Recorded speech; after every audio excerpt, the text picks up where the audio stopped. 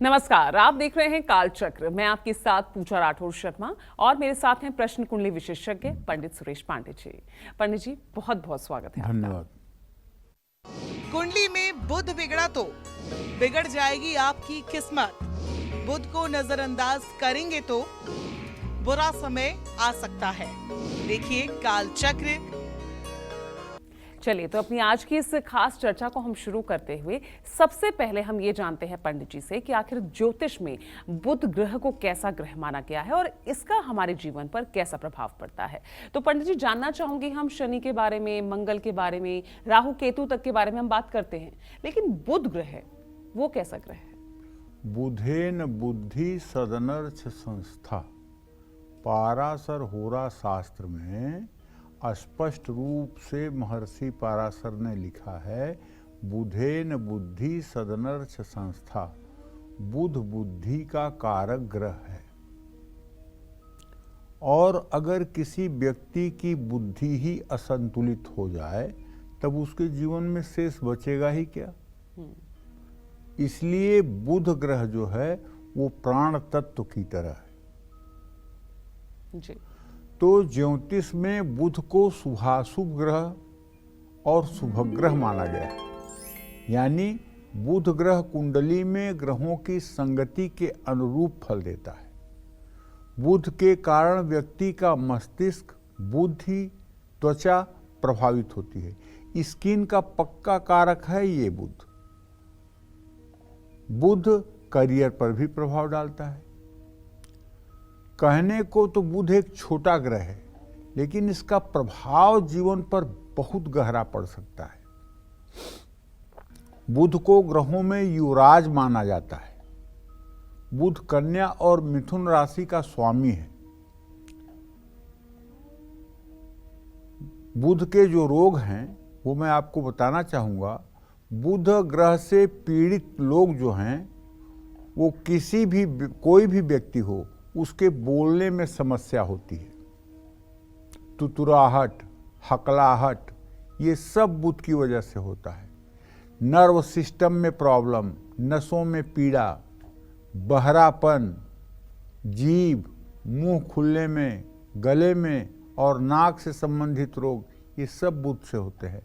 जितने भी प्रकार के चर्म रोग होते हैं, सोराइसिस से लेकर लिकोडर्मा तक, सारे रोग कहीं ना कहीं बुध ग्रह से प्रभावित होकर होते हैं। जरूरत से ज्यादा पसीना आना, तंत्रिका तंत्र में परेशानी का सामना करना पड़ सकता है। बुध ग्रह का संबंध वाणिज्य मतलब व्यापार, लेखन, अध्यापन, एंकरिंग, वकालत, पत्रकारिता, कथावाचन, ज्योतिष और किसी विषय के प्रवक्ता से है। और बुध ग्रह का जो खाद्य पदार्थ है वो है अखरोट, पालक, हरी सब्जियां, घी, तेल, हरी दालें, हरे रंग के कपड़ों से है। बुध ग्रह का स्थान विद्यालय, विश्वविद्यालय, सभी प्रकार के वाणिज्यिक स्थान, खेल का मैदान। और बुध ग्रह के जो पशु है ना, उसमें तोता, कुत्ता, बकरी, लोमड़ी, ये सब बुध ग्रह के जीव हैं। बुध ग्रह की जड़ जो है वो विधारा की जड़ जो है बुध ग्रह की जड़ है। और बुध ग्रह का रत्न जो है वो पन्ना है। बुध ग्रह का रुद्राक्ष जो है वो 4 मुखी रुद्राक्ष और 5 मुखी रुद्राक्ष है। बुध ग्रह का यंत्र जो है वो बुध यंत्र है और बुध ग्रह का रंग जो है वो हरा है। इन सब विषयों को इसलिए बताया हूँ ताकि बुध के जो भी उपाय किए जाएंगे वो इन्हीं लोगों से संबंधित किए जाएंगे। जय मां विंध्यवासिनी। चलिए, तो पंडित जी, बहुत अच्छे से आपने समझाया बुध ग्रह के बारे में।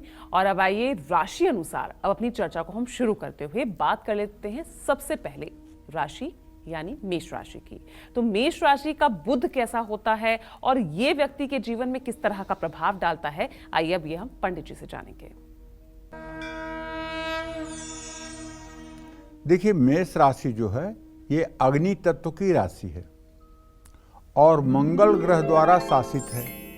मंगल ग्रह इसका स्वामी है। बुध और मंगल के बीच शत्रुता है। जिन लोगों की कुंडली में बुध ग्रह मेष राशि का है वो बोलने में नहीं करने में विश्वास रखते हैं। गुस्सा ज़्यादा आता है, जल्दबाजी में फैसले लेते हैं और जल्दबाजी ही आपके परेशानी का कारण बनती है। ऐसे लोग स्वभाव से तर्कशील भी होते हैं और ऐसे लोगों को जिनका मेष राशि में बुध है, ऐसे लोगों को राम रक्षा स्तोत्र का पाठ रोज जरूर करना चाहिए। राम रक्षा स्तोत्र का पाठ करने से निश्चित रूप से ये जो मेष राशि के बुध का दोष है वो समाप्त होता है। जय मां विंध्यवासिनी। चलिए अब आगे हम बात करेंगे अगली राशि को लेकर, लेकिन उससे पहले हमारे साथ एक कॉलर जुड़ गए हैं। रेनू पुणे से हैं फोन लाइन पर। रेनू जी सवाल पूछिए। पंडित जी, पहले सबसे पहले तो आपको कोटि कोटि प्रणाम। और मेरा सवाल है मेरे पति के बारे में। उनका नाम शैलेश है और जन्म 30 जनवरी 1984 दिन सोमवार सुबह 10 के आसपास है। और उनका काम मतलब ज्यादा दिन रहता नहीं है, वो कंपनी बदलते रहते हैं और मेरी आर्थिक स्थिति इससे बहुत खराब हो जाती है। और पहले से भी ऐसा होता है और इसके पहले वो विदेश भी गए थे, 4.5 साल रहे थे, फिर वापस आ गए। और कब तक वो विदेश जाएंगे और काम धाम कैसा चलेगा उनका। और मेरे 2 बच्चे हैं, मेरी बेटी रोशनी नाम है और उसका 19 जनवरी 2009। इसको किस लाइन में हम ले जाएं और अभी 9th में है। और मेरा बेटा है ऋषि नाम है और 12 मार्च 2012। इन दोनों का भविष्य कैसा रहेगा और किस फील्ड में इनको हम डालें। देखो बेटा, ऐसा है, आपने जो प्रश्न किया है तो मैं बताऊं कि आपके पति भाव का स्वामी मंगल, उससे 10th भाव का स्वामी शनि। मंगल और शनि परस्पर सप्तम है।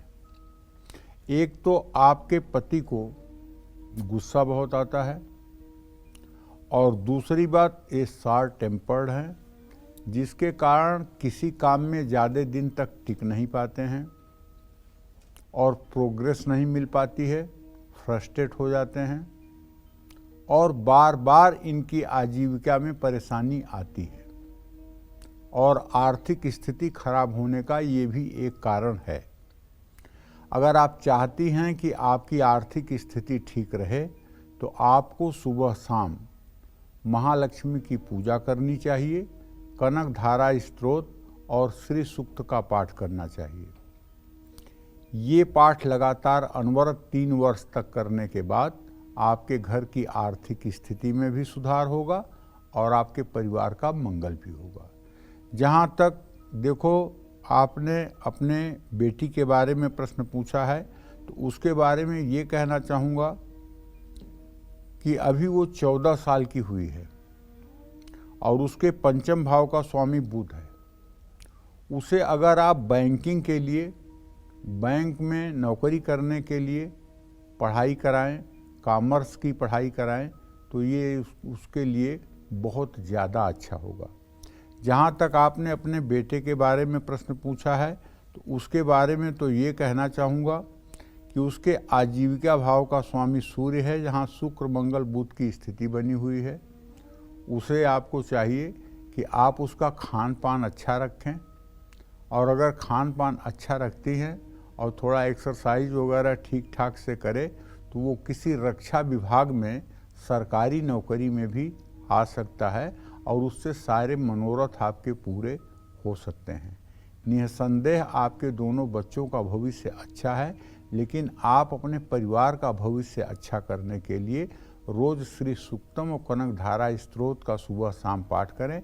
घर में महालक्ष्मी का चित्र लगाकर उनकी पूजा करें, घी का दिया जलाएं, कपूर से आरती करें और नवरात्र के 9 दिनों का व्रत करें। हो सके तो अष्टमी या नवमी के दिन अपने घर में 9 कन्याओं के साथ एक बालक की भी पूजा करें, उसे भोजन कराएं, उसे दक्षिणा दें। इससे आपका भाग्योदय जल्दी हो जाएगा। जय मां विंध्यवासिनी। चलिए अब आगे बढ़ते हैं। मेष राशि की तो बात हमने कर ली थी, अब बात कर लेते हैं वृषभ राशि की। तो वृषभ राशि का बुध कैसा होता है और ये व्यक्ति के जीवन पर किस तरह का शुभ और अशुभ प्रभाव डालता है, चलिए देखते हैं। देखिए, जिन लोगों की जन्म कुंडली में वृषभ राशि में बुध स्थित होता है, माने कुंडली का आप चक्र देख रहे होंगे तो उसमें जहाँ 2 लिखा होगा, अगर वहाँ बुध होगा तो ऐसे लोग शांत स्वभाव वाले और सोच समझकर बोलने वाले होते हैं। इनमें धैर्य की थोड़ी सी कमी होती है, लेकिन क्रोध जल्दी नहीं आता है। वृषभ राशि में बुध व्यक्ति को मेहनती, परिश्रमी बनाता है, लेकिन ऐसे लोग आसानी से किसी बदलाव को स्वीकार नहीं कर पाते। ऐसे लोग जो ठान लेते हैं उसको करते ही हैं, और ऐसे लोगों पर आसानी से विश्वास किया जा सकता है।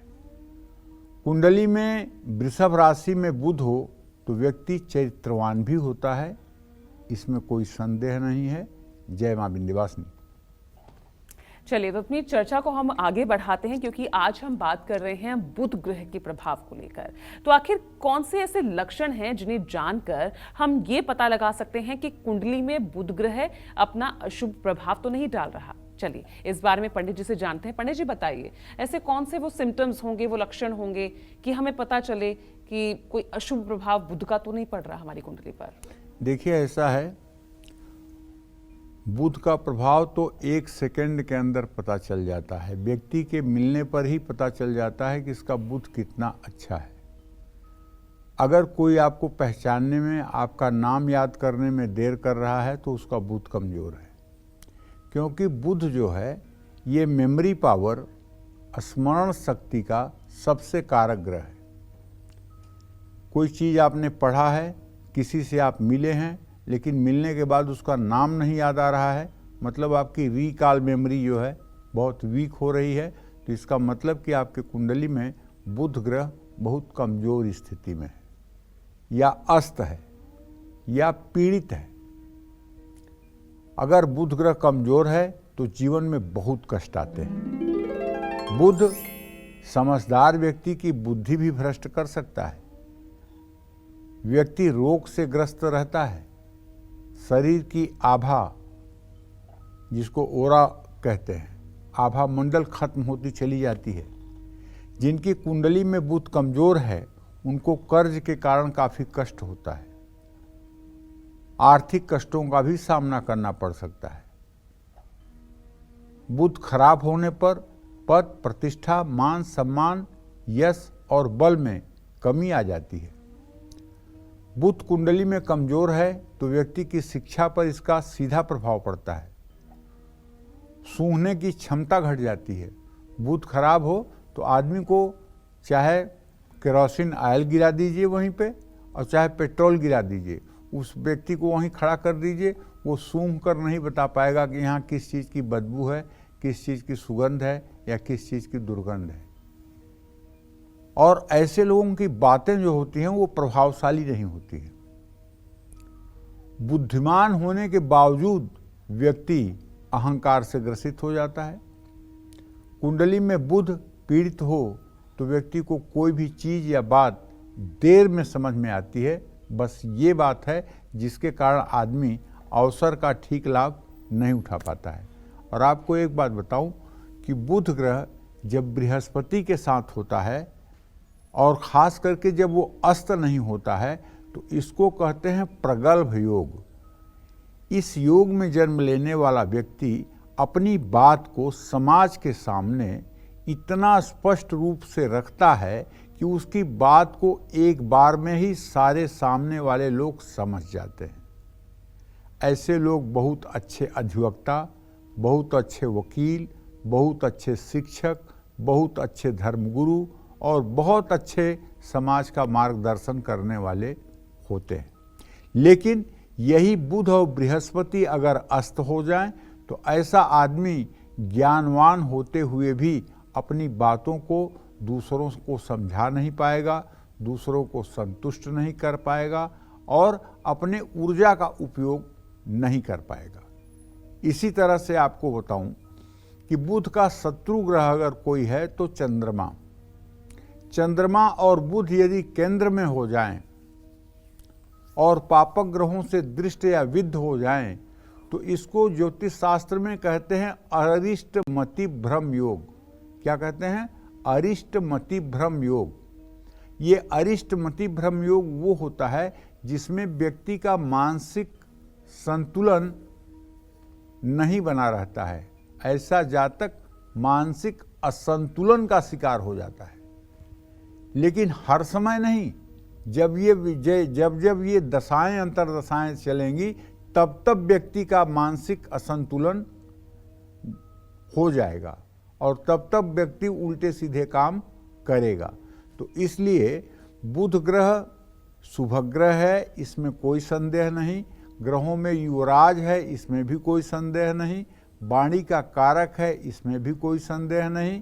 लेकिन बुध अगर अच्छा है तो सब कुछ अच्छा है, बुध खराब है तो कुछ भी नहीं अच्छा है। जय मां विंध्यवासिनी। चलिए, इस बीच हमारे साथ कालचक्र दर्शक जुड़ गई हैं। नीता है जयपुर से। नीता जी, सवाल पूछिए।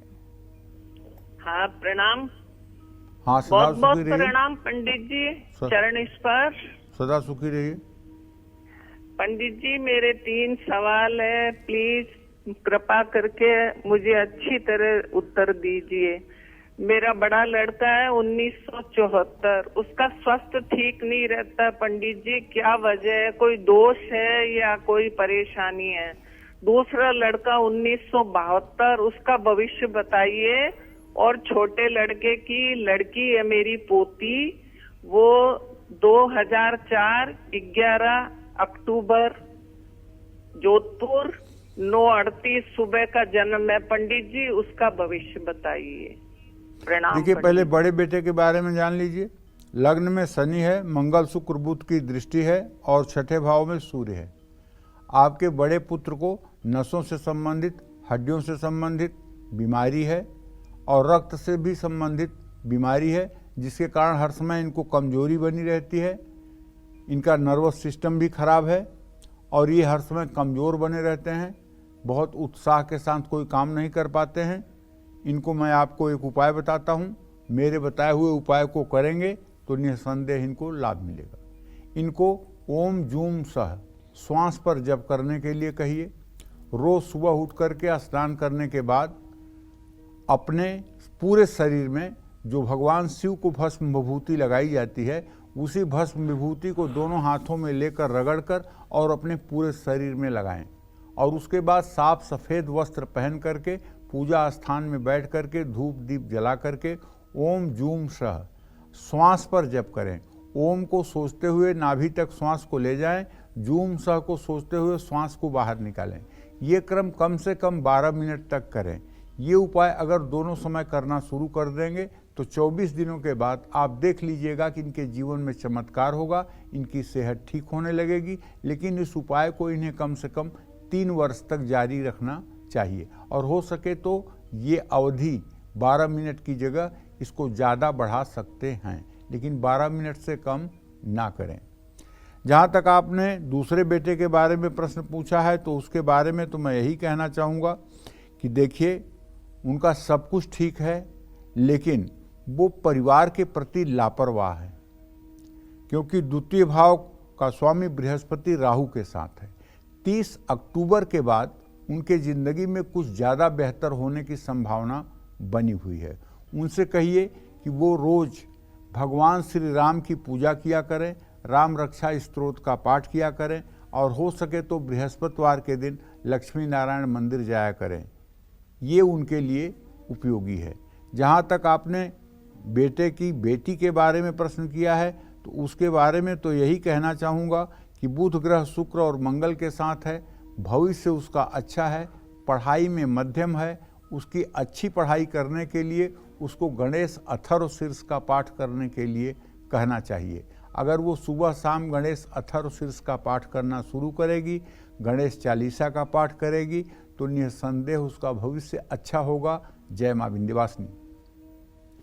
चलिए अब बात कर लेते हैं मिथुन राशि की। तो मिथुन राशि का बुध कैसा होता है और ये व्यक्ति के जीवन में क्या शुभ और अशुभ प्रभाव डालता है, आइए देखते हैं।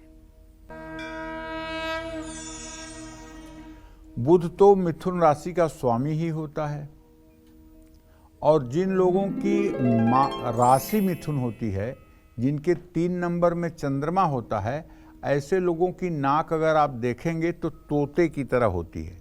जैसे पैरट तोते की नाक होती है ना, वैसी नाक होती है। मिथुन राशि वालों का सबसे पहली पहचान यही है कि नाक तोते की तरह होगी। राशि में अगर बुध हो मिथुन राशि में, तो ऐसे लोगों का मन बहुत चंचल होता है। ऐसे लोग हर दिन कुछ नया करना चाहते हैं।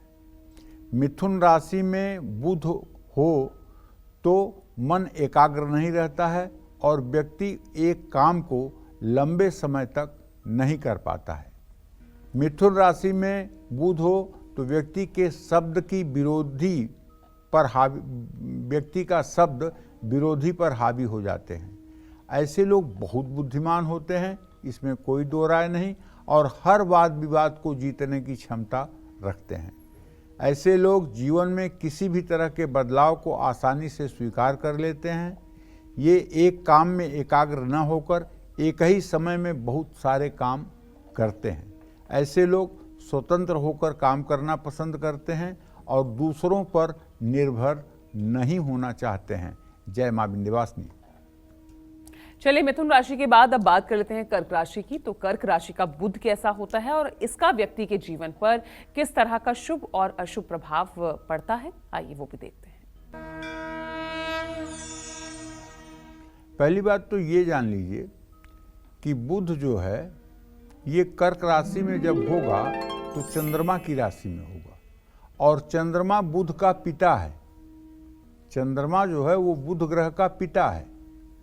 बृहस्पति की पत्नी तारा और चंद्रमा से बुध ग्रह का जन्म हुआ, और बुध ग्रह को चूंकि इस अपमान को झेलना पड़ा, तो बुध कभी भी चंद्रमा को अच्छा मानता नहीं है, और न बुध और चंद्रमा की मैत्री होती है।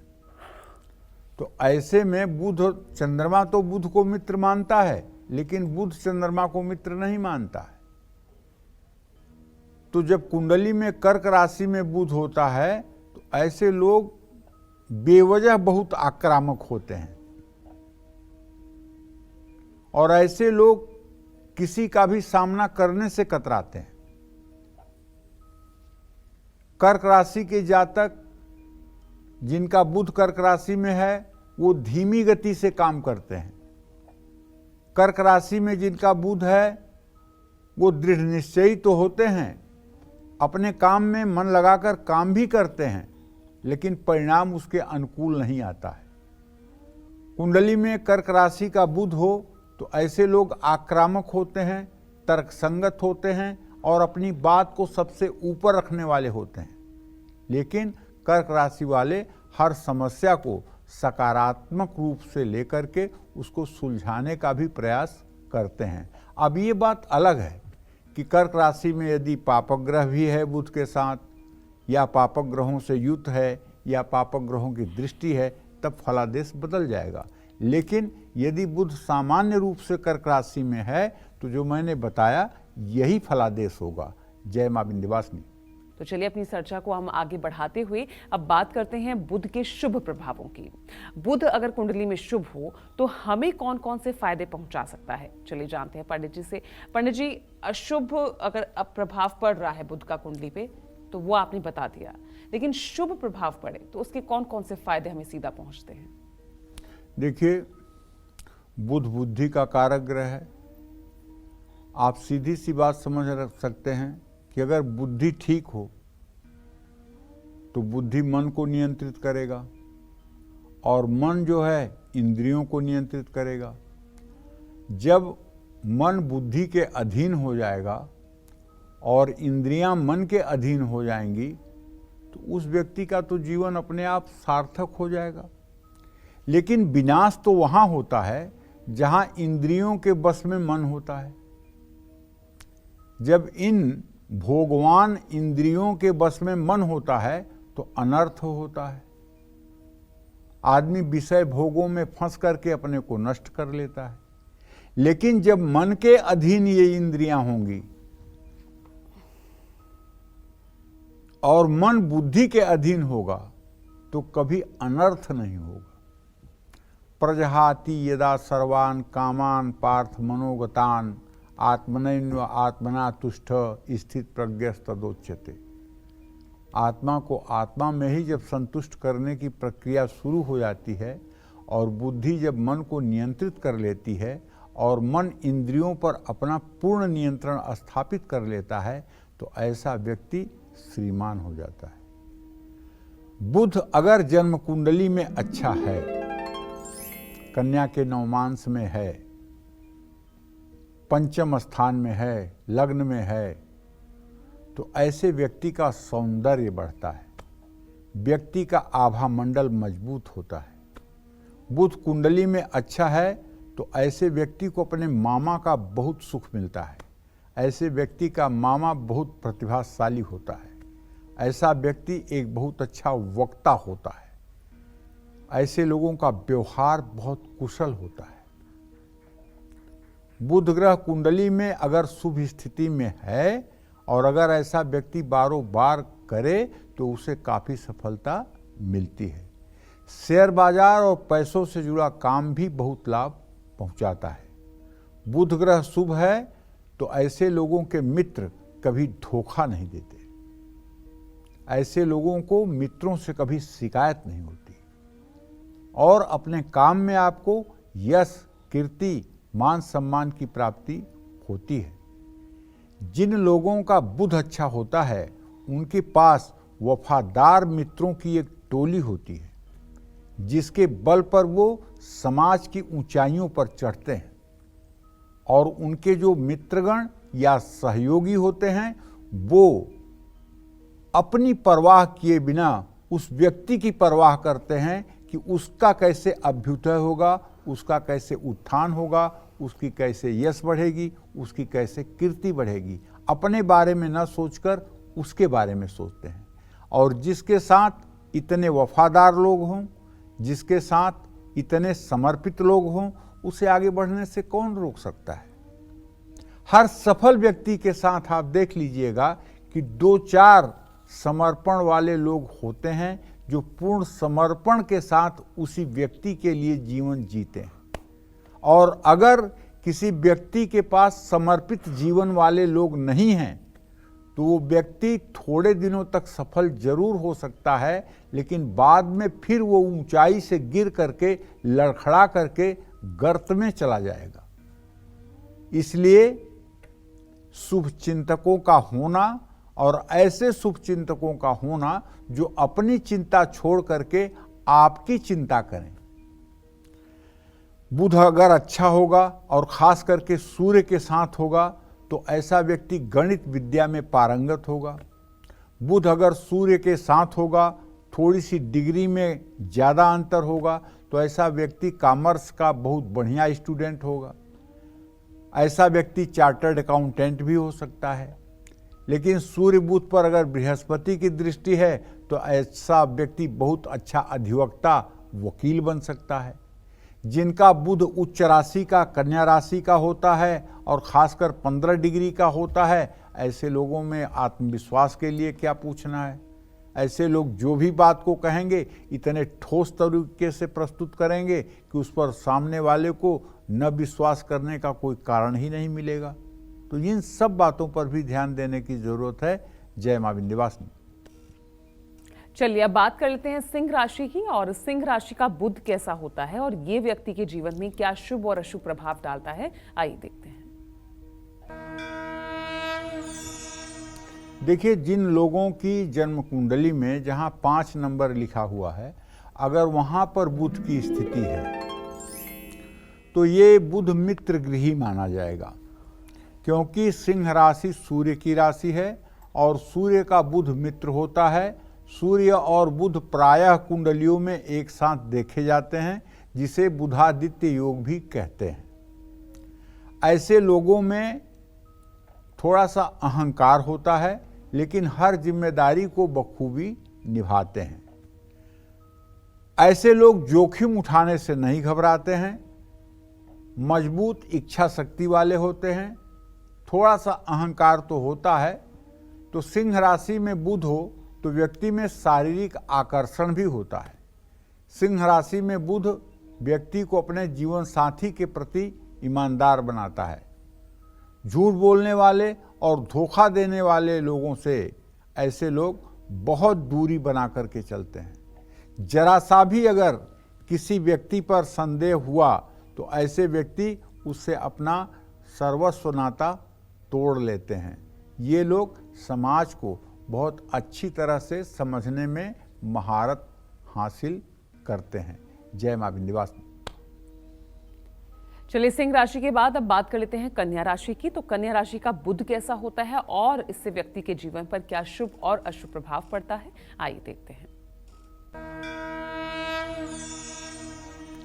देखिए, कन्या राशि में बुध हो तो ऐसे लोग अपनी कुंडली में बुध को उच्च ग्रह माने और ऐसे लोगों का अपने लक्ष्य पर हमेशा ध्यान केंद्रित रहता है। 12वें भाव में गए हुए सारे ग्रह लगभग बुरा फल करते हैं, शुक्र को छोड़कर। शुक्र इसलिए बुरा फल नहीं करता है कि शुक्र जब 12वें भाव में जाता है तो बहुत खर्चा करवाता है। तो खर्चा तभी न करेंगे जब आपके पास पैसा होगा। पैसा होगा तो आप खर्चा करेंगे। तो मुझे तो नहीं लगता कि ये कोई बुराई है। लेकिन बुध अगर कन्या राशि में 12वें भाव में हो, वो बुरा फल नहीं करता है। वो तब भी अपनी दशा महादशा में अच्छा ही फल करता है, क्योंकि वो भाग्य भाव का भी स्वामी होता है और यहां व्यस्त होने से भी उसका दोष नहीं लगता है। तो ऐसे लोग कोई भी काम बहुत समझदारी से संभालते हैं, लेकिन ऐसे लोग दूसरों की गलतियां ढूंढने में निपुण होते हैं। कुंडली में कन्या राशि में बुध हो तो व्यक्ति को क्रोध तो आता है, लेकिन ऐसा व्यक्ति बहुत समय तक किसी से नाराज नहीं रह पाता है। कन्या राशि में बुध हो तो ऐसा व्यक्ति को अपने काम में दूसरों का दखल पसंद नहीं होता है और ऐसे लोग हर काम को अपने तरीके से करना पसंद करते हैं। ये बात ध्यान रखिएगा। अगर आप इनके काम में हस्तक्षेप करेंगे तो निसंदेह ये भड़केंगे, इसमें कोई दो राय नहीं है। जय मां विंध्यवासिनी। चलिए, अब चर्चा को आगे बढ़ाते हैं और जानते हैं कि क्या बुध ग्रह का किसी दिशा के साथ भी कोई संबंध है। क्या है बुध ग्रह और वास्तु का कनेक्शन, चलिए जानते हैं। पंडित जी बताइए, बुध ग्रह और वास्तु क्या कहेंगे इनके संबंध में। देखिए, ऐसा है कि ग्रहाराज्यम प्रयक्षन्तिम ग्रहाराज्यम हरंत च ग्रहैर्व्याप्तम मिदम सर्व त्रैलोक्य सचराचरम। ये जो 9 ग्रह हैं, इनका संसार के एक एक कण से संबंध है। बुध ग्रह जो है ये उत्तर दिशा का स्वामी है। धन के देवता कुबेर की भी यही दिशा है। उत्तर दिशा में खिड़की, दरवाजे, घर की बालकनी या मुख्य द्वार होना इसीलिए शुभ माना जाता है। उत्तर दिशा में स्टडी रूम और पैसा रखने वाली तिजोरी होना भी शुभ माना जाता है। घर में उत्तर दिशा कुपित हो, माने खराब हो, तो बुद्धि भ्रमित होने की संभावना रहती है। परिवार का वातावरण नीरस हो जाता है। कारोबार में हानि होती है। आर्थिक तंगी रहती है। वाणी का दोष उत्पन्न होता है। और बुध के दोष को दूर करने के लिए उत्तर दिशा को बिल्कुल ऊंचा नहीं होने देना चाहिए, बल्कि उसे दक्षिण और पश्चिम से थोड़ा सा नीचा ही रखना चाहिए और उत्तर दिशा में थोड़ा खाली स्थान जरूर रखना चाहिए। उत्तर दिशा में बुध यंत्र स्थापित करने से भी लाभ मिलता है। उत्तर दिशा में माँ दुर्गा, कुबेर या भगवान गणेश की उपासना जरूर करनी चाहिए। जय मां विंध्यवासिनी। चलिए आगे बढ़ते हैं, बात अब तुला राशि की। तो तुला राशि का बुध कैसा होता है और इसका व्यक्ति के जीवन में क्या शुभ और अशुभ प्रभाव पड़ता है, आइए देखते हैं। तुला राशि शुक्र की राशि है। शुक्र की राशि में बुध होगा तो मित्र होगा, लेकिन अगर उस पर भूल से भी किसी पापक ग्रह की दृष्टि हो गई तो भाग्य साथ नहीं देगा। ऐसे लोग अपने काम को लेकर के बहुत ईमानदार होते हैं। मामूली गलती होने पर भी ये अपना काम फिर से शुरू कर देते हैं। कुंडली में तुला राशि में बुध कमजोर हो तो व्यक्ति खुद को सही साबित करने की पूरी कोशिश करता है। ऐसे लोग अपनी गलती आसानी से नहीं मानते हैं। ये लोग किसी भी तरह की परेशानियों से खुद को दूर रखना पसंद करते हैं। अगर पापक ग्रहों की दृष्टि न हो या पापक ग्रहों के साथ बुध की युति न हो या बुध से केंद्र में चंद्रमा न हो तो ये सारे दोष समाप्त होकर के बल्कि कुछ अच्छा ही करते हैं। जय मां विंध्यवासिनी। चलिए आगे बढ़ते हैं चर्चा में। और कुंडली में कमजोर, खराब और अस्त बुध को मजबूत करने के लिए कौन से आसान और अचूक उपाय हमें करने चाहिए, चलिए ये भी जानते हैं। बताइए पंडित जी, कैसे बुध को हम मजबूत कर सकते हैं, कौन से आसान अचूक उपाय? देखिए, बुधवार को सूर्यास्त से पहले गाय को हरा चारा खिलाना चाहिए। बुधवार को हरी सब्जियों का सेवन करना चाहिए। बुधवार को 8 साल से छोटी आयु की कन्याओं को हरे रंग की चूड़ियाँ और हरे रंग के कपड़े दान करना चाहिए। 100 ग्राम देसी कपूर मंदिरों में आरती के लिए दान करना चाहिए। बुधवार के दिन ज़रूरतमंद लोगों को हरी मूंग की दाल, पालक या कोई भी हरे रंग का खाद्य पदार्थ दान करना चाहिए। अपनी बुआ, मौसी या छोटी बहन से संबंध अच्छे रखने चाहिए। बुधवार को बुध ग्रह के मंत्रों का जप करना चाहिए। हर बुधवार को हरे रंग के कपड़े पहनने चाहिए। हर रोज बुध स्तोत्र, गणेश अथर्वशीर्ष का पाठ करना चाहिए। विष्णु सहस्र नामावली का नियमित पाठ करना चाहिए। अगर विष्णु सहस्र नामावली आपको लंबी लगती है तो एक छोटा सा मंत्र बता देता हूँ। ओम राम रामेति रामेति रमे रामे मनोरमे सहस्रनाम तत्तुल्यम राम नाम वरानने। ये मंत्र आप याद कर लीजिए। और अगर आपका बुध कमज़ोर है, खराब है, तो इस मंत्र का 108 बार सुबह शाम जप करना शुरू करिए। राम दरबार की पूजा करना शुरू करिए। साल में एक बार अयोध्या और वृंदावन जाना शुरू करिए। सारे मनोरथ आपके पूरे हो जाएंगे और आप सुखी जीवन व्यतीत करेंगे। जय मां विंध्यवासिनी। चलिए अब बात करते हैं वृश्चिक राशि की। तो वृश्चिक राशि का बुध कैसा होता है और इसका व्यक्ति के जीवन पर क्या शुभ और अशुभ प्रभाव पड़ता है, चलिए देखते हैं।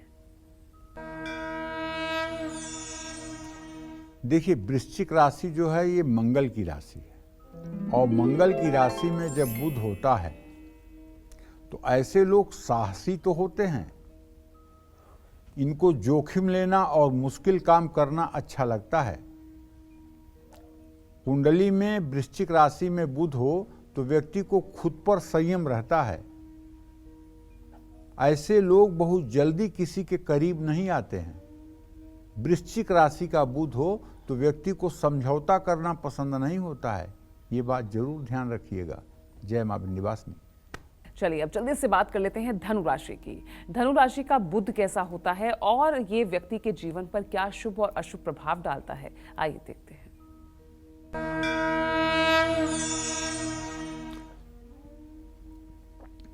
देखिए, कुंडली में जब बुध धनु राशि में होगा तो इसका मतलब कि वो बृहस्पति के राशि में होगा।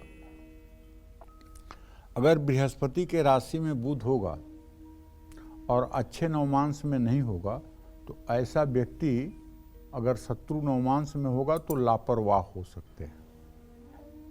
नए काम की जिम्मेदारी उठा तो लेते हैं वाहवाही में, लेकिन उसे कभी समय पर पूरा नहीं कर पाते हैं और गुस्सा भी तेज आता है।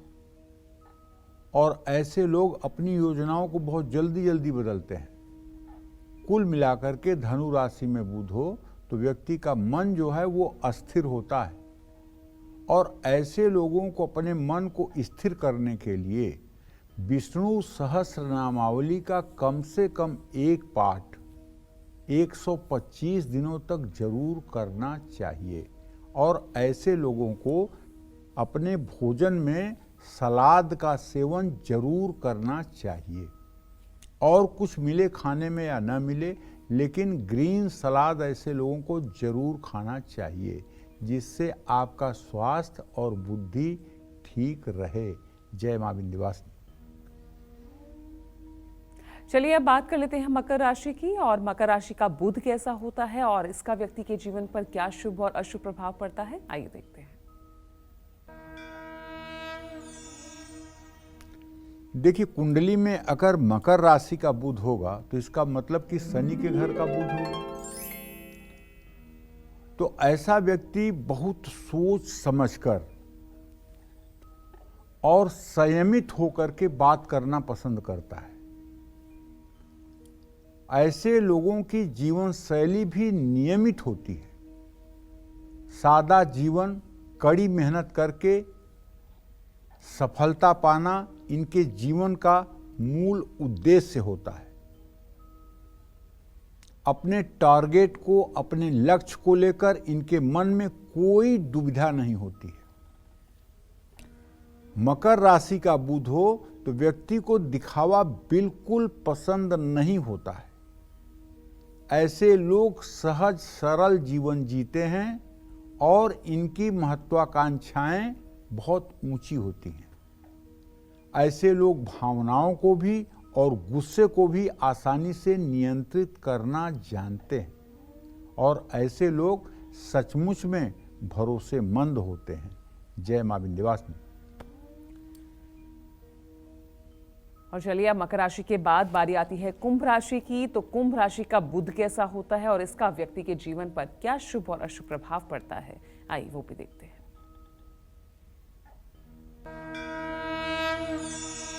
देखिए, जन्म कुंडली में कुंभ राशि में बुध हो तो ऐसे लोगों को काम करने का जो तरीका होता है वो सबसे अलग और अनोखा होता है। इन लोगों से जबरदस्ती कोई काम नहीं करवाया जा सकता है। ऐसे लोगों के दिमाग को नियंत्रित करना बहुत कठिन बात है, क्योंकि सूझबूझ और बुद्धिमानी इनके अंदर कूट कूट कर भरी होती है, और ऐसे लोग अपनी अंतरात्मा के आवाज पर ही कोई निर्णय लेते हैं। कुंभ राशि का बुध व्यक्ति को भरोसेमंद लेकिन चालाक बनाता है। जय मां विंध्यवासिनी। और चलिए अब बात कर लेते हैं आज के लकी ईमेल कुंडली विजेता की। तो आज के हमारे ईमेल कुंडली विजेता हैं अहमदाबाद की रहने वाली खुशबू। इन्होंने हमें मेल करके अपनी समस्याओं के समाधान, भविष्य के बारे में जानना चाहा है। तो चलिए पंडित जी से जानते हैं क्या होगा इनकी समस्या का समाधान। पंडित जी, मैं इनकी डिटेल्स आपको बता देती हूँ। नाम है इनका खुशबू, डेट ऑफ बर्थ है 24 मई 2000, और जन्म का समय है इनका रात को 8:50, और जन्म स्थान है अहमदाबाद। 3 सवाल हैं पंडित जी इनके। होम्योपैथी में इन्होंने अपनी पढ़ाई पूरी की है, आगे इनका करियर कैसा रहेगा।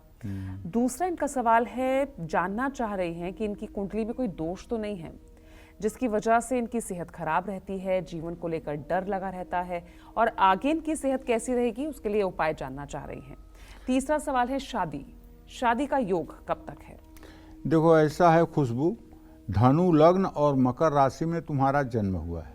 चंद्रमा केतु के साथ ग्रहण दोष बनाता हुआ द्वितीय भाव में है, जिसके कारण तुम्हें हर समय मन में भय लगता है और निगेटिविटी बहुत ज़्यादा दिमाग में ऑब्जर्व करती हो। चंद्रमा के द्वितीय भाव में होने के कारण ही तुमने मेडिकल को अपना प्रोफेशन चुना। प्रोफेशन आपका ठीक है, लेकिन प्रोफेशन से आपको संतुष्टि नहीं है। दूसरी बात, आपके रोग भाव में शुक्र, सूर्य, मंगल और बुध 4 ग्रहों की युति बनी हुई है, जिससे ये है कि पित्त प्रधान आपकी प्रकृति है, और पित्त प्रधान प्रकृति होने के कारण आपका स्वास्थ्य ठीक नहीं रह पाता है। आप हर समय स्वास्थ्य से कमज़ोर रहती हैं और आप बहुत प्रसन्न नहीं रह पाती हैं। दिन भर में आपको कम से कम 2-4 बार हंसने का प्रयास करना चाहिए। आप बिल्कुल नहीं हंसती हैं और बहुत ज़्यादा तनाव लेती हैं, जिसके कारण भी आपका स्वास्थ्य खराब रहता है। देखिए, करियर की जहाँ तक बात है तो बुध आपका 6ठे भाव में बैठा हुआ है। बहुत संघर्ष करने के बाद ही आपका करियर ठीक होगा। लेकिन विवाह का जहाँ तक प्रश्न है तो 2025 फरवरी से लेकर के 2026 फरवरी मार्च तक आपका विवाह सुंदर और सुयोग्य वर के साथ हो जाएगा, इसमें कोई संदेह नहीं है। लेकिन आपको अपने स्वास्थ्य को ठीक करने के लिए 5 किलो चावल, 3 मीटर सफ़ेद कपड़ा, आधा किलो दही, आधा किलो मिश्री और 1 इत्र की शीशी 6 शुक्रवार किसी मंदिर में दान करना चाहिए।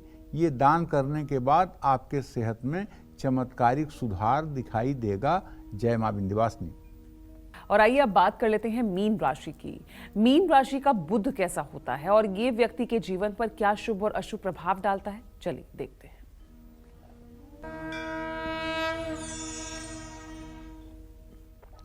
जिन लोगों की कुंडली में बुध मीन राशि में होता है तो एक बात जान लीजिए कि मीन राशि बुध की नीच राशि है और 15 डिग्री पर परम नीचांशक होता है।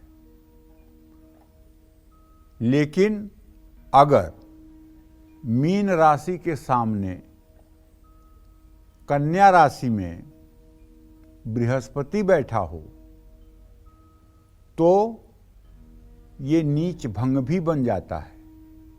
मीन राशि का बुध हो तो व्यक्ति मेहनत करने से बचता है, भाग्य के भरोसे रहता है, लक्ष्य विहीन होता है।